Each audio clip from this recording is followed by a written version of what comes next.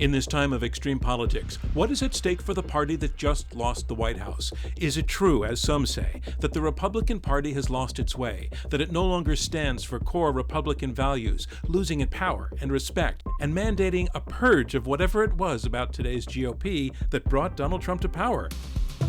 No, not at all is the pushback. The GOP should be doubling down on the Trump message and the Trump style, which spoke to millions and energized record turnout at the polls. The answer to this question could define American politics for a generation to come.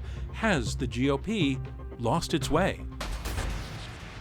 Hi, everybody, and yes, this is a defining question of this moment in our politics, and it's a question whose answer comes not without nuance. And our mission is to offer exactly that, a deeper understanding of the issues that we find important by presenting competing perspectives. I'm your host, John Donvan, and this is Intelligence Squared.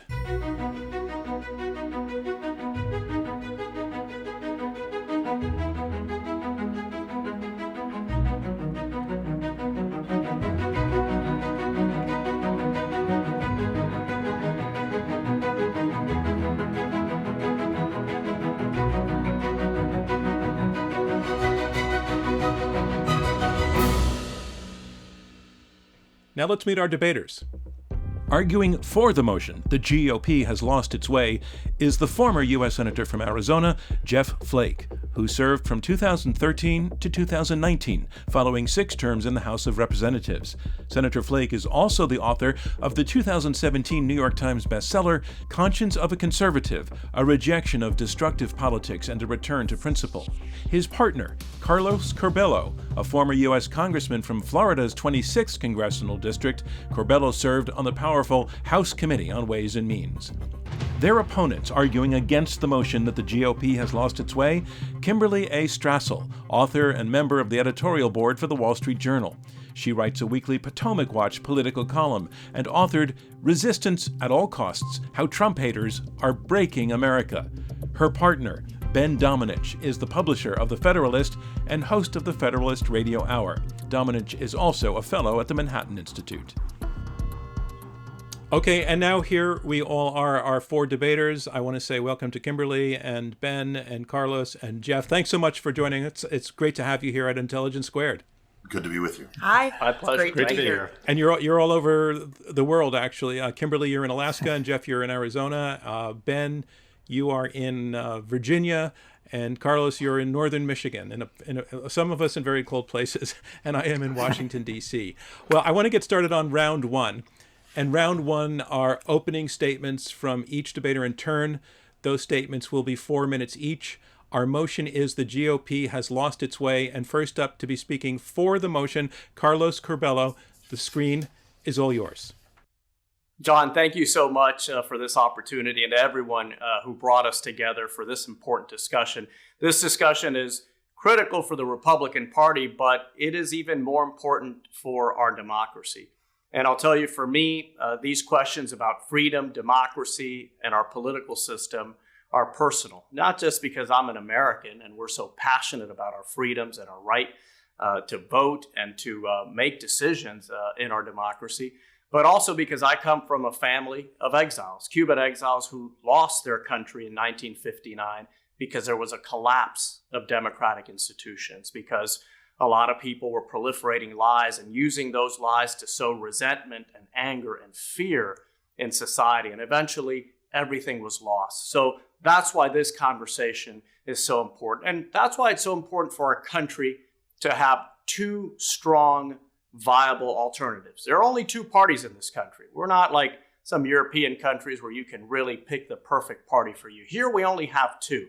And in order for one to be able to hold the other accountable, it has to be viable. It has to have credibility with a majority of the voters in a country. It has to be a reasonable choice for most people. And the problem we have today in our democracy is that the Republican Party is losing that position. Why? Because it has lost its way, because it's a party engulfed in lies and in fear. I remember the good old days where Republicans used to get attacked and criticized by their own for maybe breaking a tax pledge or perhaps not favoring some restrictions on abortion. And that kind of tension in a party is natural.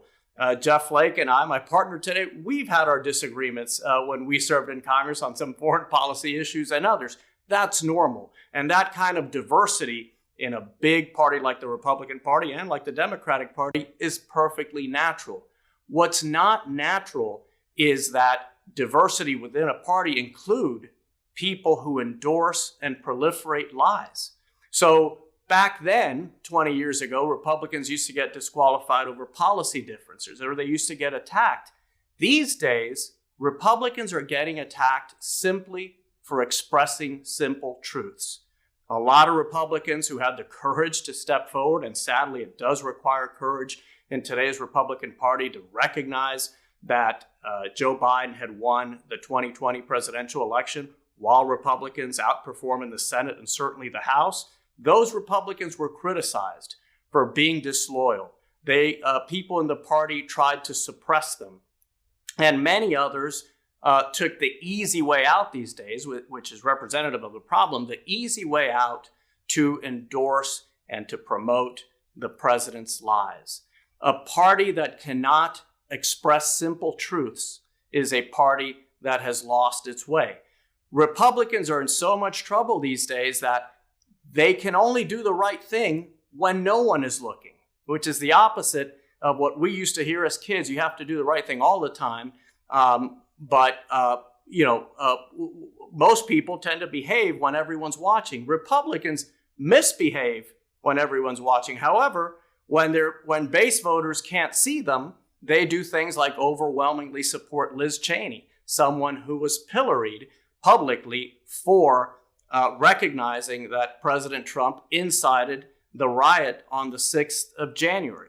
So it's lies and it's also fear. It's very difficult for a party, for any leader to lead when they are driven by fear. And the reason why a lot of Republicans don't express simple truths, the reason why they will say things in private that they would never say in public, is because they are afraid. Lies and fear, those are two major forces in today's Republican Party. There are a lot of good Republicans fighting it, trying to save the party from those twin crises, but it is an uphill battle. And the fact that Carlos, it's an I'm sorry, battle, I have to jump in that your time is up, but thank you very much. All right. And I'm sure you can add to those thoughts as we get into the discussion section of the debate. Our next speaker will be arguing against the motion that the GOP has lost its way. Here is Ben Domenech. Ben, the floor is yours. Thank you, John. The motion before us is the GOP has lost its way, and I don't think there's any question that when it comes to this motion, the media is entirely on the side of our opponents today. From the Washington Post, the headline, "The GOP isn't doomed, it's dead." From the New York Times, "There's nothing left, why thousands of Republicans are leaving the party." Or from my trusted source, the Babylon Bee, "Absolute legend, Trump walks away from a Republican Party without even looking back at explosion." To say the GOP has lost its way, though, presumes that in the recent past, things were going pretty well for the Republican Party. But how well was that GOP really doing? It was a party that held the White House, the House, and the Senate together for only 6 years out of the previous 24. They squandered so much the goodwill of the voters that they gave Barack Obama a filibuster-proof Senate majority. The Republican Party has been understood for a long time as being a fusion of different ideas, the three-legged stool that has fiscal conservatism, social traditionalism, and strong national defense. But how they've addressed these different factions has changed over the years in significant ways. As recent books by Henry Olson and Christopher Caldwell detail, Ronald Reagan made a deliberate decision to kind of sacrifice that fiscal stool because he felt he needed to confront the existential threat of the Soviet Union. He made peace with all those programs he'd criticized over the years and ended up raising the debt ceiling 18 times, more than W. Obama and Trump combined. That sort of fiscal irresponsibility would creep into the future. Under George W. Bush, the consensus of the nation's Republican elites was that tax programs built for corporations, trade programs that hollowed out American manufacturing and welcomed cheap Chinese goods, and forward adventurism to recapture some of that Cold War mojo were things that ought to be good and noble for the party to achieve. Rather than build the permanent Republican majority that Karl Rove promised at the time, the voters rebelled against all of this. They turned against the GOP expert class that squandered opportunities around the world, mismanaged hurricanes, sent social conservatives disingenuous messages on gay marriage, and bailed out Wall Street in the name of saving capitalism. According to Real Clear Politics, and we should remember this, George W. Bush, after all that's happened, left office with an approval rating 10 points lower than Donald Trump's. Americans wanted something different, so they fired House Republican leaders. They brought in Nancy Pelosi instead of Hillary Clinton. They tried their hopes on a young new senator. They reacted to the overreach of Democrat partisans underneath him, threw some people out, including Pelosi and Harry Reid. And then in 2016, they effectively threw everyone out by going with Donald Trump.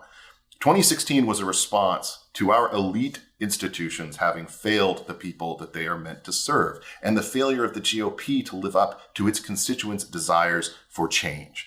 Representative government does represent, as Calvin Coolidge said, and if your constituents say the status quo is intolerable, it's better to genuinely listen to their concerns and understand why they have them, and try to harmonize your policies with their desires. In this case, the rise of populism in recent years has actually brought the GOP back closer to what it's been historically, the parties of Ike, of Nixon, and of Reagan, a party that is increasingly focused on national interest in defense, in trade and immigration policy, on prioritizing working middle class and small business concerns in taxes and regulation, and on fighting a culture war that defends the American idea and its founding as fundamentally good against the lies of woke anti-racism. They've shed the corporate cash for the small dollar donor and got the vestiges of country club Republicans in favor of a more populist base. Given that the Biden administration already seems intent on attacking the shared priorities of this new Republican coalition, it's very possible for them to hold this together in the future days. And finally, no party that comes 90,000 votes away from sweeping the White House, the House, and the Senate can be considered to have lost its way. Vote against the motion. Thank you, Ben Domenech. All right, so coming up next on screen with an opening statement in support of the resolution that the GOP has lost its way, here is Jeff Flake. Jeff, the floor is yours. Well, it's great to be here, and I first want to associate myself with Carlos's statement. And I just would want to remind us all, Republicans in my case, that our first article of faith has always been a healthy mistrust of concentrated power, particularly in the executive. And I would ask you, if you're questioning whether we have lost our way, look at where we are right now, today. We are in the midst of an impeachment hearing, the second for this president. And we're discussing whether or not the words that he used in a speech just before the Capitol was sacked were sufficiently incendiary to cause that attack. What isn't at question at all is what brought us here. As Carlos has said, we have gotten away from truth, completely away from truth. If we haven't lost our way, what have we done? We have lost our way. The question is, did the president lose the election? We all know, he knows, everyone knows that he lost that election, that there was no wide-scale fraud on a scale sufficient to overturn the election. Yet the president promoted that lie, and too many elected officials in the Republican Party parroted that claim and amplified that claim. That's why we're here where we are today. Ask yourself, when you're voting on this resolution, where are we today? We're trying to decide whether to bar a president from ever running again, the head of our party, the Republican Party. Now, if you want to look and see where we are politically, and I would say that if you're not based on truth, what good is it to win elections? But fortunately, the American people are wise to this, and they're looking at us, and we see what's happened. Since President Trump was elected 4 years ago, we've lost the House of Representatives in the midterm elections. Now we've lost the White House. For only the third time in a century, an incumbent president has lost re-election. First time in 30 years. We lost the White House, the House, now we've lost the Senate. And if you know why, it's because of the election Yeah, well, the culminating event, the election in Georgia, where we have 2 Republicans representing that state. I'd also remind you, we have, for the first time in 72 years here in Arizona, Goldwater country, 2 Democrats representing the state. First time in 72 years. We came within a whisker of losing our state house and our state senate. We lost more than 400 legislative seats nationwide in the midterm elections. So for all this winning, I don't know where it is. We've clearly lost our way as Republicans. We cannot push on ahead unless we first recognize truth. When I decided to retire from the Senate, I gave a speech. I said, we must never regard as normal the regular and casual undermining of our democratic norms and ideals. We must never meekly accept the daily sundering of our country, the personal attacks, the threats against principles, freedoms, and the institutions, the fragrant disregard for truth and decency. That's where we are today. We have lost our way. We can and should and need to come back as a party. As Carlos said, for whatever reason, we've given ourselves 2 parties in this country. We need both to be sane and rational. And my feeling is that when Americans are given the choice, they will choose conservatism. We have to give them that choice. Thanks. Thank you, Jeff Flake. And our final opening statement will be coming against the resolution. It comes from Kimberley Strassel. Kimberley, the floor is yours. Thank you. To debate the motion that the GOP has lost its way, we first have to define it. I would argue you could do that in 2 ways. You could make the argument that it had lost its morality or its principles, or you might make the argument that it has somehow lost the belief of the voters. I'm here to tell you today that on both of those fronts, in terms of evidence and history, they're simply not true. One of our worthy opponents recently penned an op-ed in which he claimed that the GOP had, quote, rejected its core conservative principles in favor of a demagogue, end quote. How so? Really? I know I would go and ask Nancy Pelosi, who at this very moment is contemplating how to reverse one of the more far-reaching tax reforms the country has seen since 1986. And I'm talking straight up, trickle-down, voodoo, Art Laffer, eat your heart out tax reform. We principled conservatives, we call that supply-sideism, and we got it 3 years ago. Tell it to Joe Biden, who's been directing his people to try to undo one of the greatest periods of deregulation in the history of the country. By some estimates, the federal government's reach declined by 1/3 in the past 4 years. We conservatives, principled conservatives, call that limited government. Or ask all those Democratic activists who are pushing to stack the Supreme Court. Why? 3 numbers, 174 district court judges, 54 appellate court judges, and 3 Supreme Court justices. We principled conservatives, we call that a win. Now, I would wager some of you out there are hating my describing all of this and cringing as I talk about these victories because you don't agree with them. And I would humbly submit to you that proves my point. Donald Trump went out and he did confront a number of third-rail topics within the GOP, but he then used his mandate to push through one of the more far-reaching Republican and conservative agendas in 30 years. And he did so on the basis of foundational conservative principles. The GOP hasn't lost its way. It's been reveling in them for the past 4 years.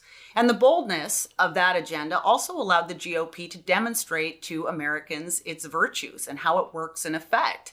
And as a result, you cannot make the case either that they have lost appeal with voters, not after historic low unemployment rates, not after rising incomes and wages. The people saw that out there. And so let's look at the math of Election Day, okay? Joe Biden won, but he did so with fewer than 44,000 votes across 3 key battleground states. In the House of Representatives, the GOP did not lose one single incumbent seat, not one. In the Senate, Chuck Schumer, he's got a 50-50, but he barely squeaked that through. And if you look down ballot, Democrats failed to win a single state legislative house that they had targeted, 12 in all.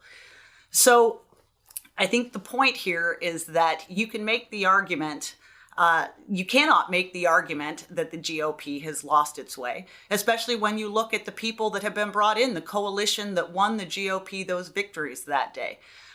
They had amazing new inroads with Hispanics, with Latinos, with Black voters, with working class voters, even with urban voters. This is the coalition that Ben is describing that has now come about.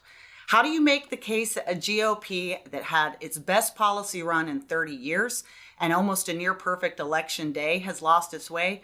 You can't. So I ask you to put aside the Beltway chatter, look at the actual facts on the ground, and vote against the resolution. Thank you very much, Kimberley Strassel. And that concludes the first round of this debate, opening statements. And now we move on to round two. And round two is a little bit more freewheeling. The debaters can question and challenge one another, and they'll also be taking questions from me. What I've heard in the opening statements is a variety of ways in which we could gauge this question, a variety of metrics. There's really the question of whether the party is internally cohesive and glued together, or is it coming apart? Has it been successful in terms of policy, or has it failed? Does it know what it stands for? Does it stand for morality? And also the practical question of, can the party win? Is it winning? Can it do what a party is supposed to do, which is to affect policy by persuading voters to vote for it or not?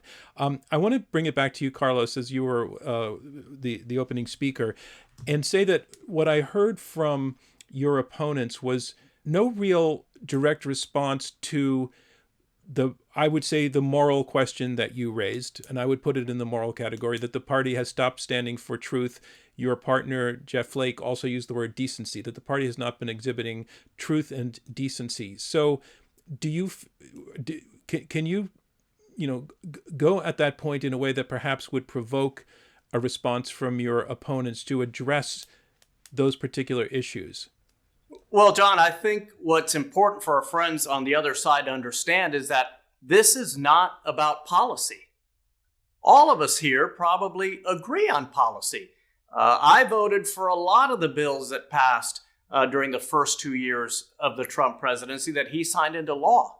I believe in low taxes. I believe in a lot of what our friends explained. And those policy victories are important for the country. But this is not about policy. This is about integrity. This is about honesty. And we all know that a political party isn't a club. Okay, a political party is an organization that is designed to lead a country or to help people lead a country. And you can't lead a country when you're constantly lying to people. You can't effectively lead a country when you're using lies and conspiracy theories to divide the people who you're supposed to serve. That's why it's so important for everyone as they vote today, to recognize the simple truth that the Republican Party has indeed lost its way, because while it may be doing some good things in terms of policy, it is lying to people and it is fooling people. So, Carlos, you are painting the entire party with quite a broad brush. So, are you saying that this moral failing is endemic to the party as a whole right now, or is it? Go ahead. The current situation is endemic to the influence that Donald Trump had on the party. Most Republicans, most congressional Republicans will acknowledge this privately. And again, that's the problem, that people aren't telling the camera what they're telling their friends.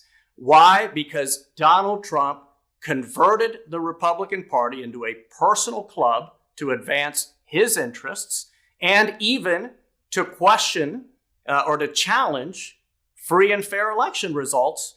And in doing so, incited a riot that resulted in the defiling of one of the greatest structures in the history of democratic government and in the death of 5 people. So this is way beyond policy. And if we're going to have an honest conversation about the Republican Party, we have to confront this crisis, this cancer that is preventing a lot of Republicans, not all, from telling people the truth, from being honest with the voters, and from serving with decency. Okay. I want to take this question to Ben Domenech. And Ben, I heard in your opening statement that the thrust of your argument is that the present-day Republican Party has found its way, that it is reestablishing the kinds of connections with voters that that were you were arguing were more prevalent and rooted in the 50s, 60s, perhaps early 70s. I know that that's your argument. I want to get to that. But right now, I'd like you to respond directly to the point that Carlos is making about, he's talking about deceit, dishonesty, absence of truth at the top of the party. He's named the president, former President Donald Trump, by name, but I think he's by implication talking about other members of the leadership who have supported and abetted him. The question of honesty and truth being so corrosive that it makes it impossible to say that the party has lost its way. Can you address that? And I promise we will get to your argument later. Well, there are two parts of that I'd like to point out. One is that you asked Carlos about sort of how deep this goes. I think the problem is that a lot of the critics of this moment won't go so far as to acknowledge that this is the approach that's been used here is really one that Republican voters have demanded. And one of the reasons that they've demanded it, I would say, is that they've adjusted what they believe and what they want in terms of morality from their politicians. And a perfect example of that, I think, is the shift in terms of attitude between Mitt Romney in 2012 and Donald Trump in 2016. I think virtually every Republican would tell you that Mitt Romney is a nicer guy and someone that they would like to have as their neighbor. And certainly, I think that they respect that he's someone of faith and has, personal, deep moral values. On the flip side, I think a lot of social conservatives in America basically said, we want to elect someone so that we can stop having nuns getting sued, and so we can stop having taxpayer-funded abortions, so we can stop seeing the kind of religious persecution we care about. And that's more important to us than the fact that his personal life is obviously nothing like the above-board nature of Mitt Romney's. That's a calculation that I think the voters made, and we need to live in the reality where that's one that was made out of both pragmatism and, frankly, a real concern on their part that they saw a real encroachment under the Obama administration on their rights. As to the idea of sort of truth and conspiracy theories, I certainly concede that I don't think that we should be, entertaining anything like what has been rolled out there in some portions of media over the last several months that fomented a lot of things, both online and via other avenues. At the same time, we lived through 3 years and 4 years, I would really say, continuing to this day, of being told that Donald Trump was a Russian asset, something that is absolutely a conspiracy and is something that is simply not justified by the facts as we know them, not justified by the Mueller report itself. That's something that we heard over and over on every cable news network and by prominent Democrat politicians, including Nancy Pelosi and others. And so I think in that climate, look, you're going to hear conspiracy theories on both sides of the aisle. I think that's going to be something we have to get used to in this modern age. All right. So, Jeff Flake, I want to bring to you now the thrust of the argument that Ben made in his opening, but to continue this thread of the conversation. In his response, he's basically saying that the behavior, the less admirable behavior of some members of the Republican leadership, which I think he's conceding are real and perhaps problematic, that behavior nevertheless is the response to a response from the general public of dissatisfaction, frustration with, as he said in his opening, the party elite, the party that was sort of running the show for the last 25 years. And he certainly did not single you out by name, but I think perhaps by implication, he's talking about an establishment that he might recognize you as part of. So what he's saying is that everything that's not very pleasant right now is a rational, reasonable, understandable, dissectable response to bad behavior by the Republican Party. By bad behavior, I mean in this sense, behavior that did not live up to the expectations and needs of the voters. And that in that sense, the problem began a long time before, and that the last 4 years have been a corrective, that the party has found its way. What about that? Well, that's the elephant in the middle of the room right here. We're in the middle of impeachment hearings, where a president lost an election and used every means at his disposal, including violence, to try to hold on to his job. To say that, we got some good policy, but, so we'll excuse that kind of thing. Think about what we're saying here. But I would argue on the policy side as well, to argue that if Marco Rubio would have won the 2016 primary, or if Ted Cruz or anybody else, Jeb Bush, that they wouldn't have appointed conservative judges, of whom I voted for, that they wouldn't have pursued tax cuts or regulatory reform, which I voted for as well. Those are good things. But the notion that only Donald Trump could deliver that and that nobody else would, the establishment somehow wouldn't have delivered that, or other candidates, and that somehow the fact that Donald Trump was able to get tax cuts, across the transom should excuse him losing an election and trying to hold on to that loss, or say that he won by using levers at the Department of Justice or inciting a mob to go ransack the Capitol, that's somehow worth it. And we as Republicans should be feeling grateful somehow, and we're in a better position. We're not.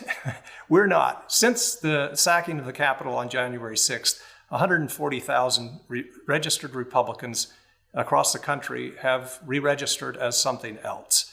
Now, there's always churn after an election. Some will go the other way, but that is extremely odd for that many. In Arizona, more than 10,000 Republicans have said, we can't take this anymore, and have changed their registration just since January 6th. Like I said, there's always churn, and you'll find some going the other way, but not to the extent that we've seen. All right. So, no, it's just the John, scale at which just doesn't work. Yeah, John, may I just interject one thing? I just want to, I would not put Jeff Flake in the category of the establishment, in part because I remember when Joe Biden about a decade ago called him a terrorist when he was part of the Tea Party group forcing the debate over the budget amendment. So no, I would not. All right, thank you for correcting. Thank you for correcting me. I stand corrected as a moderator. Also, Kimberly, please come in. I also remember, I would just point out, I remember the Jeff Flake that back when Republicans lost their House majority, pointed out it was because they had lost their way.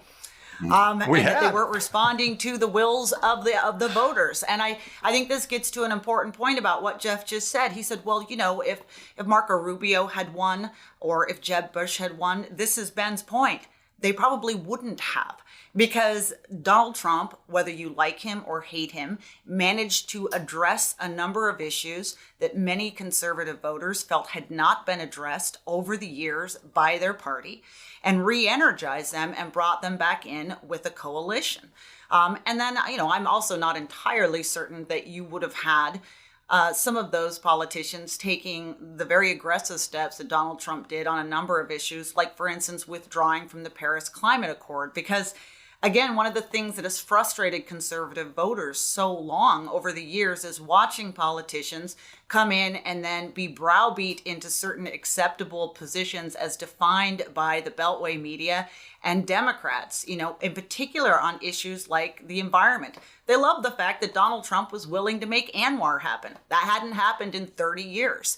And so I'm not quite sure I accept the premise that all of this would have taken place with another politician. So, Kimberly, do you see the party now as presenting a cohesive message about what it is and about who leads it? With the challenges to Liz Cheney in the House, the number 3 Republican, with senators like Ben Sasse being denounced by his own state party. And it's happening to other senators and House members who are speaking up about the kinds of things we're hearing from Carlos, saying the same kinds of things that Carlos is saying, and are being denounced and condemned by their own party organizations. Is that sort of, parties are always going to have disagreements kind of thing, or is that more profoundly an indication of a lack of true coherence for the future? Well, no party has a defined leader right after they have lost the White House. And that's just simply the case whenever it happens. And it was always going to be the case that I think the post-Donald Trump moment was going to be a little bit uglier for the GOP than perhaps in times in the past. Look, I don't necessarily agree with these censure motions at all. But at the same time, I think it goes to a fundamental point here. We've been listening to Jeff and Carlos talk about how, we're watching this impeachment trial, and it's simply so clear that the entire party has lost its way. Donald Trump incited people to insurrection. The reality is 95% of their House colleagues, when they did that impeachment vote, did not agree with that. They might have disagreed in various forms with Donald Trump's rejection of the election results. They disagree with what they see as a partisan impeachment. And that is where the majority of the party is at that moment. All right, I would also point out, this is just one thought. This is also a party that in the end did not remove Liz Cheney from her position because they understood the importance of continuing that big tent. And that is the party we're seeing now. John, if I could just get in please real quick, because we've kind of demonstrated here through your question that this has nothing to do with policy. Senators like Ben Sasse, members of the House like Liz Cheney, they have supported the Trump agenda at almost every turn, with few exceptions. They have been some of the most reliable supporters of quote-unquote Trump policies. Yet, they are being censured, not by some guy on the street, by their party committees, the leaders of the Republican Party in their states, because they dared to speak the truth. Because they dared to say Donald Trump incited the riot that resulted in an assault of the Capitol and an attempt to disrupt the democratic order, the rules of the game in the United States. So that's very revelatory. The fact that these people are perfect on policy, yet they're being censured by party officials. Why? Ben? Because they spoke the truth. I can't agree that they're perfect on policy. I think Liz Cheney is viewed as very out of step with the Trump agenda when it comes to foreign policy in particular. I also think that whole thing might have played out a little bit differently if she also hadn't placed bets against fellow members of her House conference in their primaries and failed, including fundraising for opponents, which is very much frowned upon as a member of leadership. And if she hadn't been such a terrible fundraiser, she ranked near the bottom of the House conference, despite being on the Armed Services Committee and in leadership. I think that she has unpopularity issues within her own conference. But one thing that I would add to this that I think we need to talk about is there's another elephant in the room, which is that there's a lot of moderate, or what I would describe as centrist, members of the Republican conference in both the House and the Senate who are clearly not down for this impeachment. Are they just all scared? Are they all cowards under your frame? Is it just that, they're too cowed by a former president or what his supporters would do? What does that say about them? I mean, I had one member of Congress. Well, I want to stop you right there when you say, what does that say about them? Because that's a really well-phrased question, and I'd like to take it to Jeff Flake. Well, obviously, I would, if I were in the Senate, I would vote to convict, and I hope that all my colleagues do. I think that it's pretty plain what the president intended for that mob. Maybe he didn't know that the violence would occur, but he wouldn't accept an election, and so he incited the mob. And just remember, a week before, he was calling the Georgia Secretary of State to try to get him to find votes.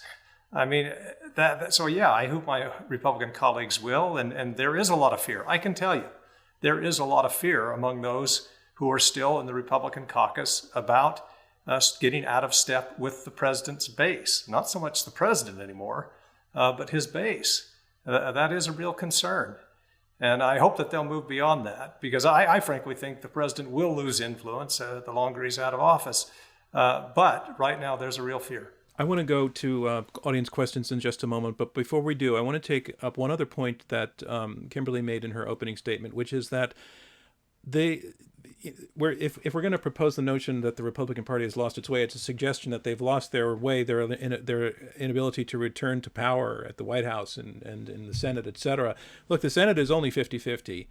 As was pointed out, Joe Biden, in terms of actual votes in actual states, it's tens of thousands of votes that set him up under our current. I know in terms of the popular vote, he won by millions and millions, but in terms of our system, it would suggest that the party isn't that far away from a returned path to victory if they can flip a few 10,000 votes here and there in the right places. So I want, Carlos, for you to take on that notion that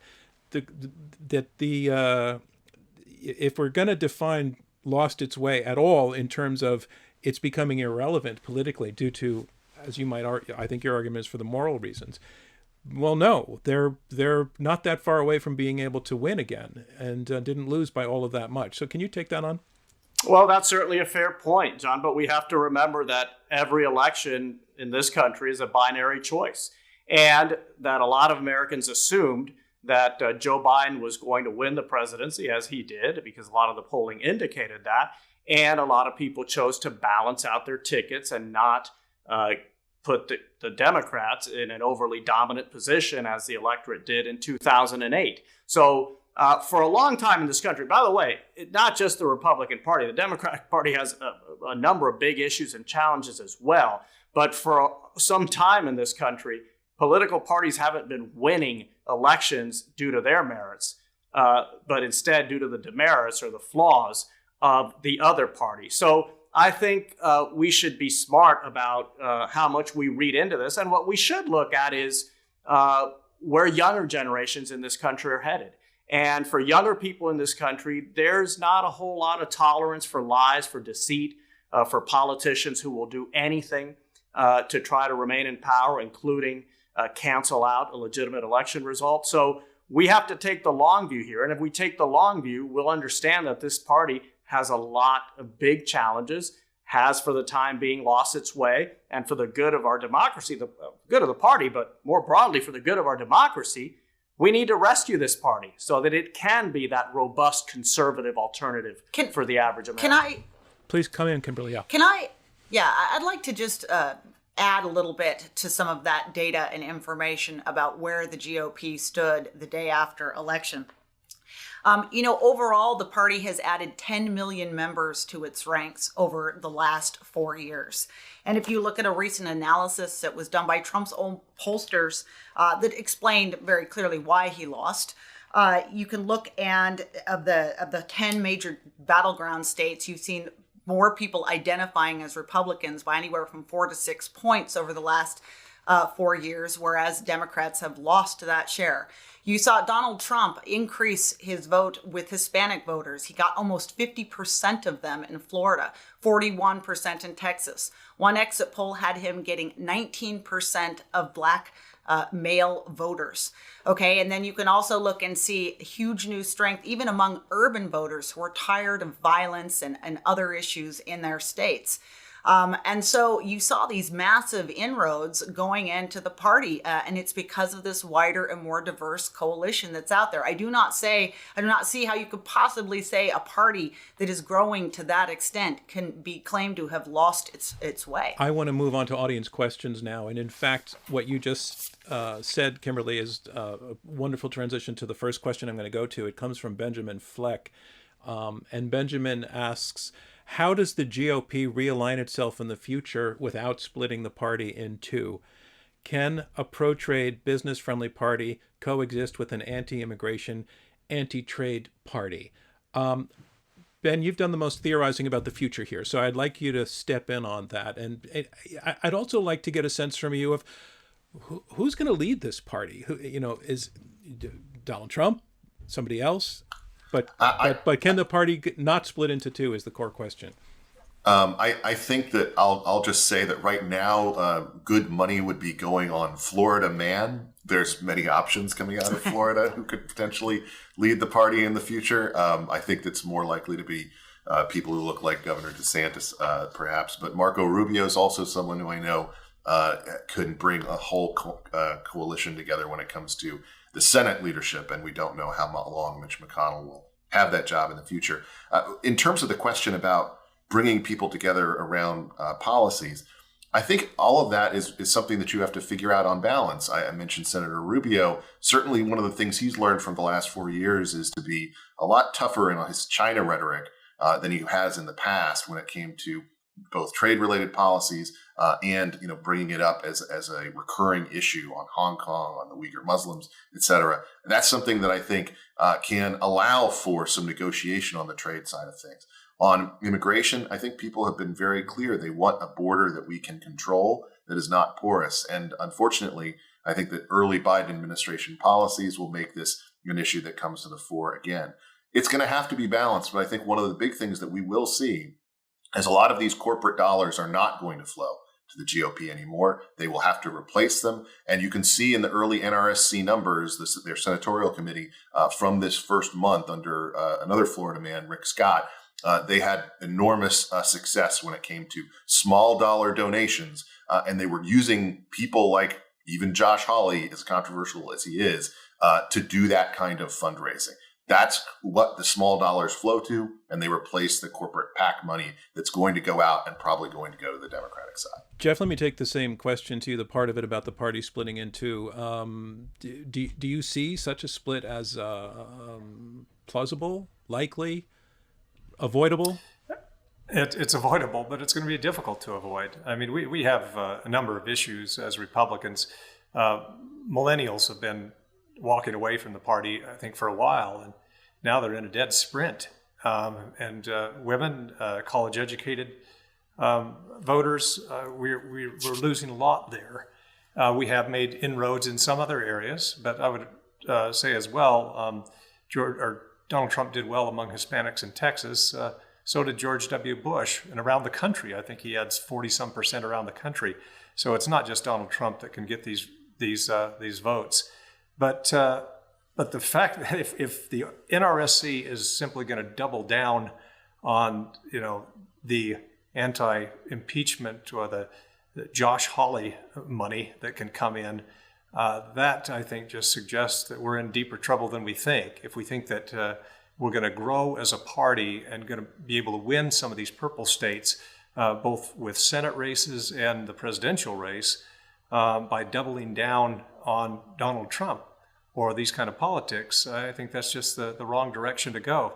There are a number of people around the country, I think, who, in terms of presidential candidates, I think it's going to have to be somebody out of the Donald Trump mold, maybe the Charlie Baker or the Larry Hogan or somebody else that can pick up some of these purple states. But it's going to be difficult to avoid a schism that is certainly taking place right now.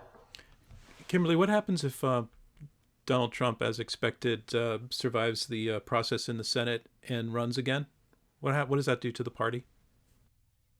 Well, look, this is why we have primaries. This is why we have elections. And I think that there are a lot of Republicans out there right now who are very resentful of the notion that some people are so nakedly, and I think that can only be addressed, or actually trying to use this process because they want to exile him from being able to take part in that process again. And that's the kind of thing that really would engender a split in the party. Look, one of the things that I think is fascinating is that if you look at the Republican Party, they learned something from Donald Trump over the last couple of years, which is that you do have to address these issues, all right? It doesn't mean that you have to throw over the notion of trade. You don't have to throw over the notion of getting some sort of changes in immigration policy that are for the good. But that you have to address those huge voter concerns that are out there. Look, if you look at, there was a Gallup poll from 2020, May 2020, so just less than a year ago. And if you look, almost 64% of Americans felt that immigration should stay the same or decrease, the numbers. Okay, I'm not in that camp. I'm a pro-immigration person. But you can't, as a politician, expect to go on and not pay attention to an issue that 64% of the country on both sides of the aisle feel is important. So there's going to be a new generation of Republican leaders. They've learned a lot from Trump about... I'm sorry to break in, but can I come back to the question? If Trump is still around with his base and his connection to the base, well, let me put it a different way. If you were sitting in the Senate now, would you vote to convict him if you felt that would be a successful vote? Would you want to get him out of the picture? I wouldn't do it because I know for a fact what it would do to the party. It really would alienate a number of people. The natural progression here needs to be for everyone to have a debate about what comes next. And I think that, while you do have a certain percentage of people who are diehard Trump fixers, a lot of them simply liked the way he governed. And you're going to see a whole raft of politicians. You see it now, trying to get some of that populist vibe, and often they'll offer an alternative to him, and the party will have that debate. And Jeff, same question to you. If you were still sitting in the Senate right now as this impeachment process is brought to you? I'd vote to convict. One, because it's the right thing to do. It's appropriate punishment for his actions. But I frankly think in terms of what it will do to the party, you've got to put that aside and do the right thing. Having said that, I don't think, one, the president will be convicted in the Senate, but I don't think that he'll run again either. I think that he'll try to exercise influence. But I think if these impeachment hearings are doing anything, I hope that it's showing Republicans we've got to move beyond this man, and there's simply nothing good for the party or for the country by continuing, to follow him. It just this ought to be telling us that, if nothing else, this impeachment hearing, if we didn't know it already. Ben, we have a question from Steve Sherman, who asks, I'm not sure I agree with fully with the premise of the question, but it is this: has the Republican Party abandoned the concept of compromise that has been a guiding principle for our nation since inception? I'm not sure we've always had that principle. Well, I think since inception. I think it's fair to say both parties have abandoned that, and that's one of the reasons why Americans are so frustrated. But again, I go back to the same point. What many Republicans have done is abandoned the truths. What many Republicans have done is refuse to express simple truths. Many Republicans have excused, for example, racist organizations and conduct. Proud Boys, stand down. Some Republicans have excused the president's inciting of violence, right? That dramatic scene on the 6th of January. So the truth is even more important than compromising. Compromising is necessary for our democracy. Our founders created a government that requires compromise in order to act. But if you don't agree on truth and facts, it's very difficult to negotiate and compromise. Can I disagree with that for a moment? Please do. It's a debate, so please do. D.C. is perfectly willing to compromise when it comes to the issues that D.C. elites agree about. And that's generally global-minded policies that are favored by the elites. And that includes a number of different steps that they're willing to take along those lines. And that also tends to shunt aside the different things that a lot of voters prioritize themselves. I spoke to Republican voters all across the country who couldn't understand why Paul Ryan with Donald Trump and with Republicans in the Senate couldn't defund Planned Parenthood, something virtually every Republican ran on. And that's because it's not a priority of K Street and of all of these other folks who actually have influence. When it comes to spending money or giving corporations in Wall Street what they want, compromise is absolutely still alive and well. We only find gridlock when it comes to a lot of these other issues that aren't as big of a priority for the people who actually hire the money. Let me just add to that Donald Trump signed numerous spending bills that funded Planned Parenthood. Absolutely. Okay. I want to go to another question. This one comes from Ari Ethorison. It's for Kimberley. Trump has been attempting to overthrow and change the election results. How do you reconcile that with your support of smaller government reach? Reconcile with small. Well, first of all, I don't agree with Trump's moves to refuse to accept the election results. I did agree that there was good cause for him to engage in some litigation and to question some, because we had an unprecedented election in which a lot of rules have been changed before then. One of the things that I have continued to be a little boggled by over the past 4 years is these definitions of Trump as an autocrat. As a budding dictator. I would actually argue in terms of that question, the fact that we are having smaller government it explains why that should not necessarily have been a concern. Budding autocrats are not people who cut the size of federal government.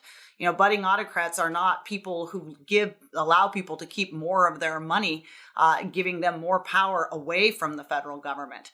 And we had a lot of hyperventilating over the last couple of years about how Trump was breaking the Constitution and etc.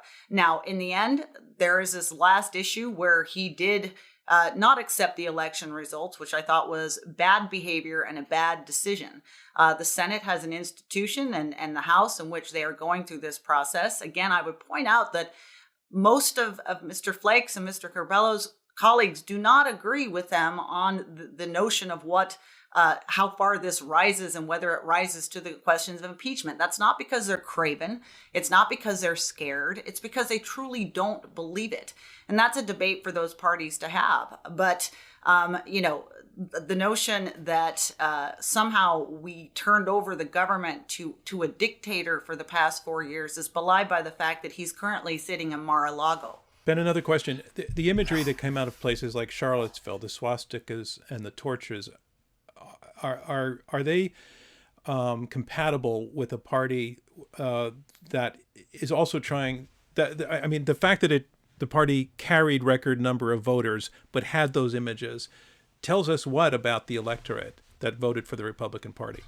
I think it tells us that portion of the electorate doesn't see that as indicative of what the Republican Party has been giving them.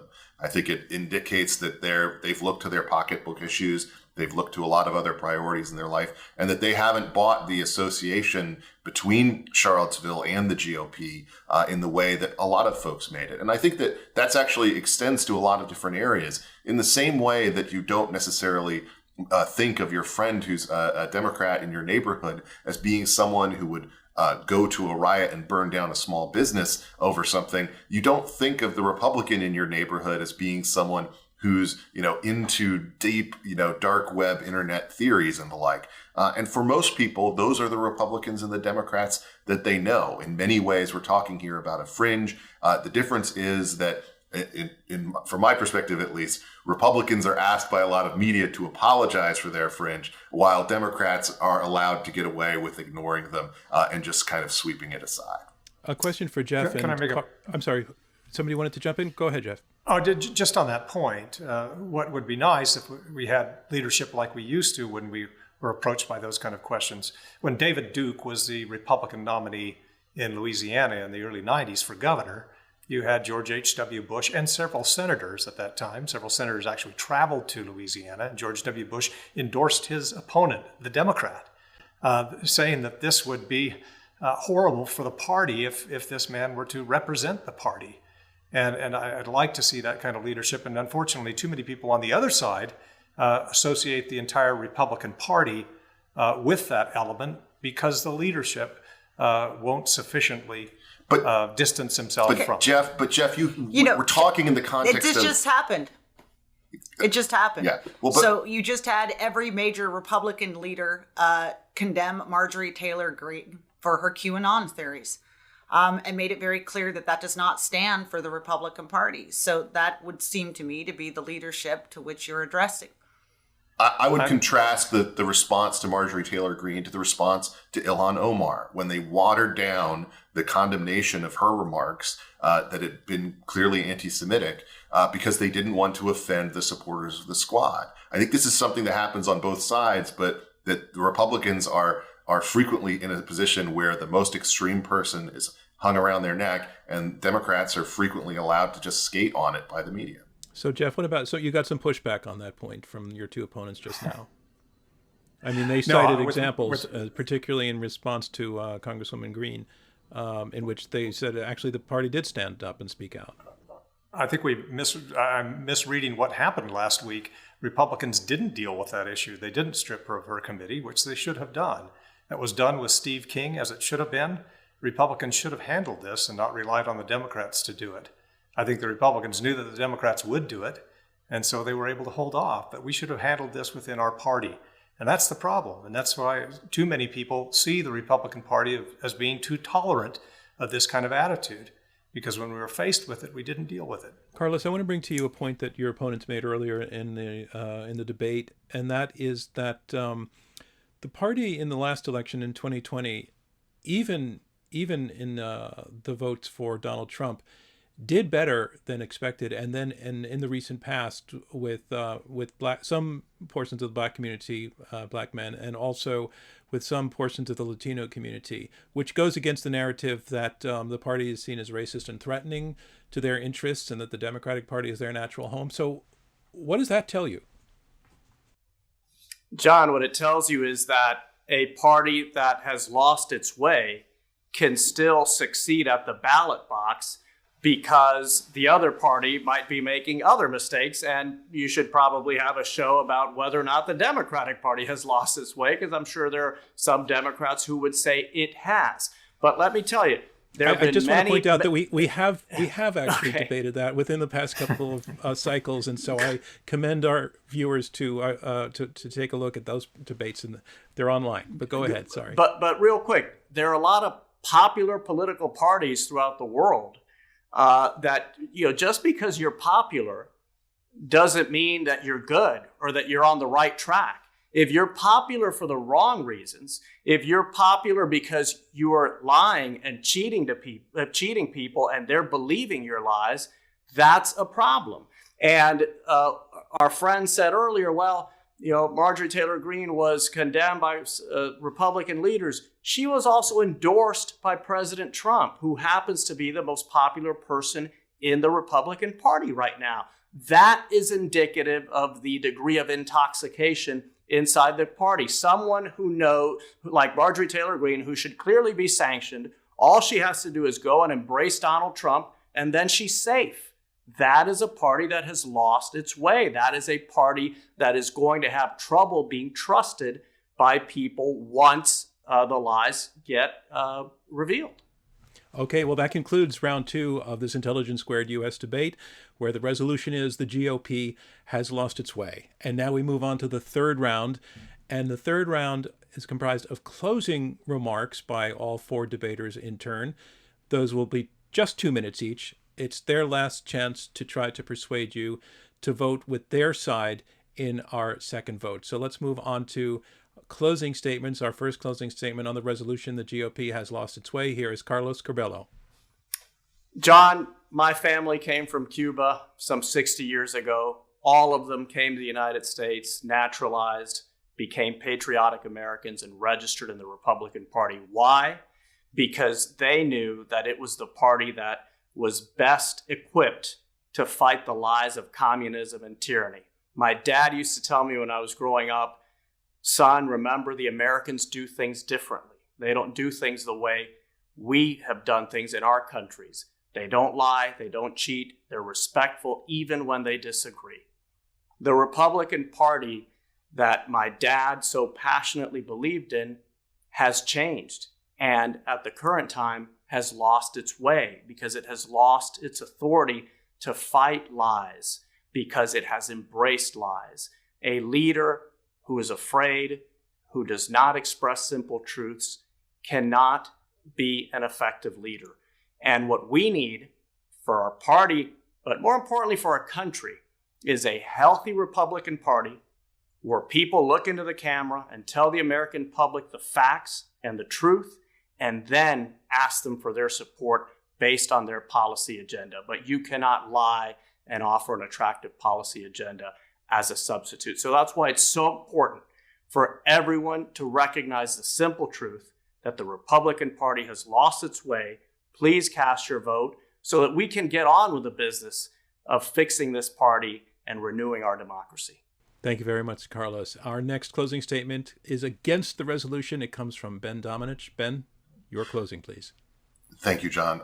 Parties are not one man. They are made up of an ideological coalition of people, of shared minds and shared values. In 1981, Ronald Reagan said, "Trust the people. This is the one irrefutable lesson of the entire post-war period," end quote.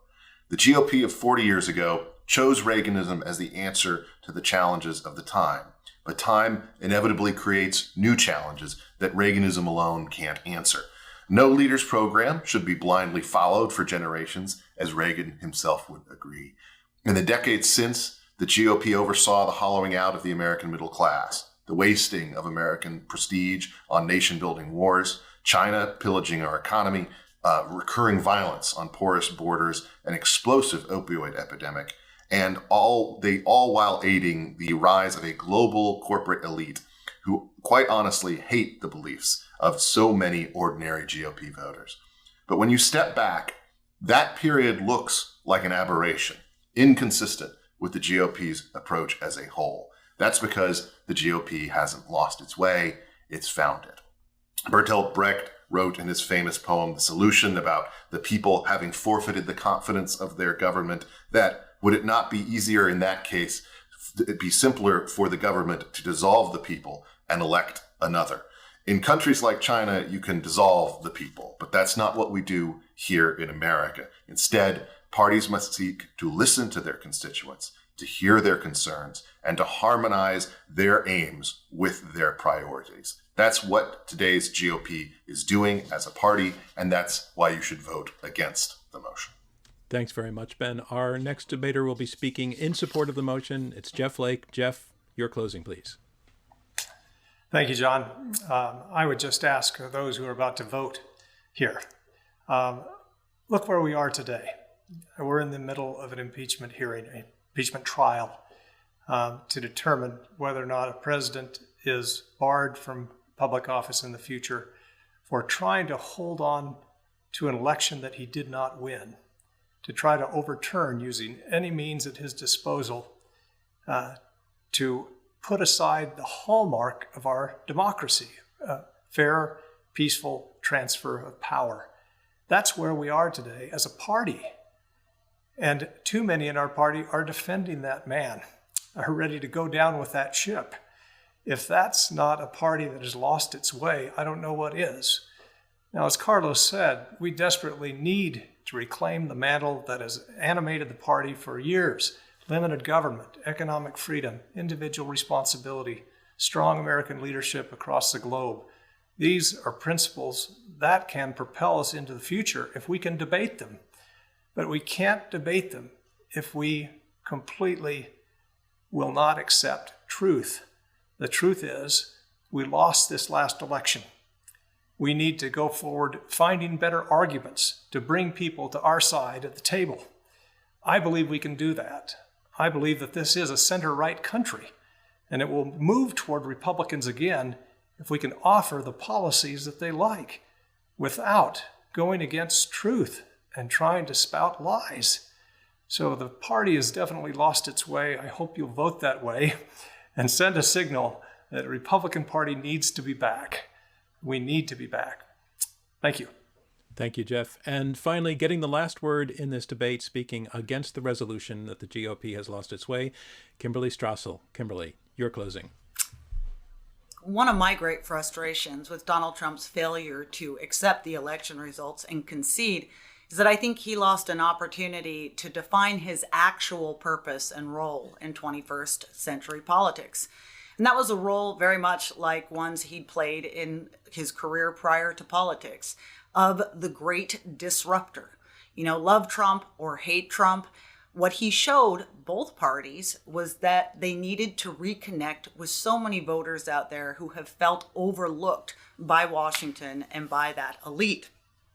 Perhaps the biggest tribute to Donald Trump from the Democratic Party, perhaps the only one, was in fact trying to mimic his strategy of success. You know, remember the great debate in the Democratic Party over where to hold their nomination convention last year, and it was not Miami that won. Trump's time on the center stage is likely done, but he showed a lot of politicians the way here. And what you have now is an entire group of upcoming Republican leaders that intend to build on that, to harness the energy that you've seen growing out there, and which is undeniable, given the election results and what we saw with inroads in terms of minority voters, Latino voters, urban voters who are tired of violence and the failure to educate their kids, rural and working class voters who are tired of being governed by faraway bureaucrats. They are all ready to stand up and take that mantle. It's a party that I think Ben so eloquently put it has found its way.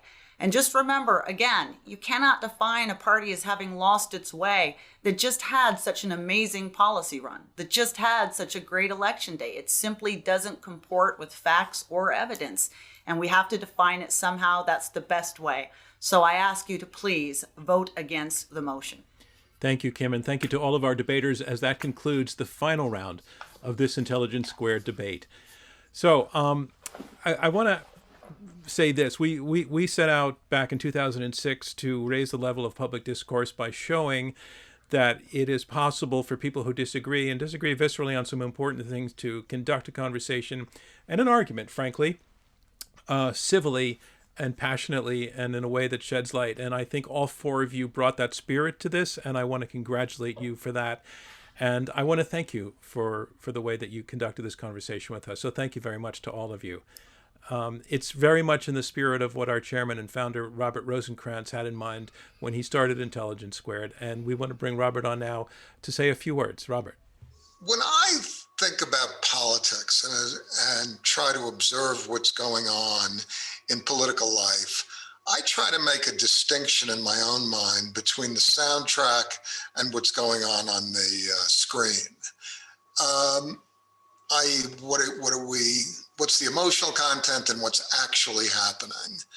And when I think about the last 4 years of Donald Trump, I would say the soundtrack is about as bad as I can remember in my lifetime of observing politics. It was so bad that I think it's driven many people to decide that they no longer want to self-identify as Republicans. And what's happened on the screen, in one sense, is a major defeat for the Republican Party. 4 years ago, the Republican Party controlled the White House and the Senate and the House of Representatives. It now controls none of the above. On the other hand, not all of the results are so bad. There were some substantial achievements, I would say, during the Trump era. I would list among them very strong federal judicial appointments.